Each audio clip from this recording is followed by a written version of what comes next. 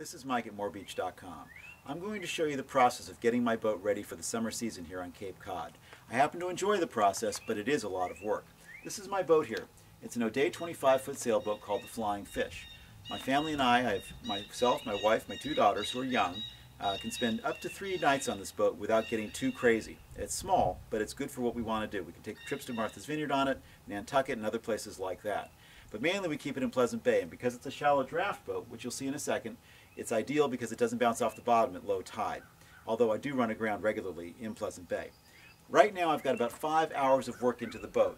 I spent that time getting rid of oxidation on the hull by using rubbing compound, and then I shined it up. So right now the hull looks pretty good, but there's so much more to be done, and I'm going to show you everything that has to happen before we launch it in the water for this season. One very important thing to do this season is to get on some bottom paint. It's a nasty process. The fact is the paint is very toxic, it's smelly, you've got to put on masking tape to keep the line straight along the hull. I'm not going to do any scraping this year or sand it. I've done that in years past, which is truly unpleasant. I'm just going to slap some paint on here. It'll take 2 or 3 hours, I figure. The barnacles need to be scraped off the propeller. What I did for sure is replace these zincs.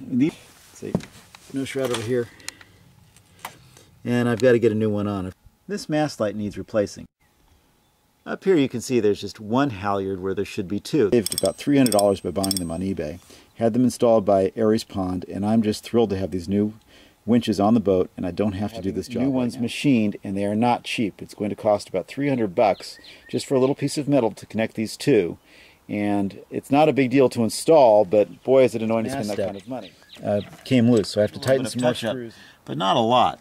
What does need a little bit more time are the pieces of wood that border the hatch, the companionway. Bigger hassle, and something I've been putting off ever since I bought the boat, is replacing the tow rails. Because I need to replace the oil filter back here, and I have to take out the oil and put in some new oil. Replace the fuel filter here and replace the gasket on that because it seems it was leaking water, I should say diesel fuel. I also need to replace the generator belt back in here. It was squeaking at the end of last season. The batteries charged up and put in. There are 2 batteries that fit in right down there. Little things that need to happen. The wind meter needs to go back on top of the mast. Once the boat's in the water, put in the knot meter down here in the hull. Put that back in. That's not a big deal. And I've got the VHS handheld here, which is not taking a charge. And so I've got to check that out. In the cabin, everything is an unholy mess, as you're going to see. This stuff just gets placed in various places in the boat. I want it all nice and dry, which is why it's been in the cabin. The cabin I keep open on almost every sunny day right now. Rig the boat as well. Obviously, got to put the mast on, get all the rigging on, reattach the tiller. In addition to the boat stuff, I need to clean up this mooring. Look how ugly this white mooring buoy is. It's just nasty.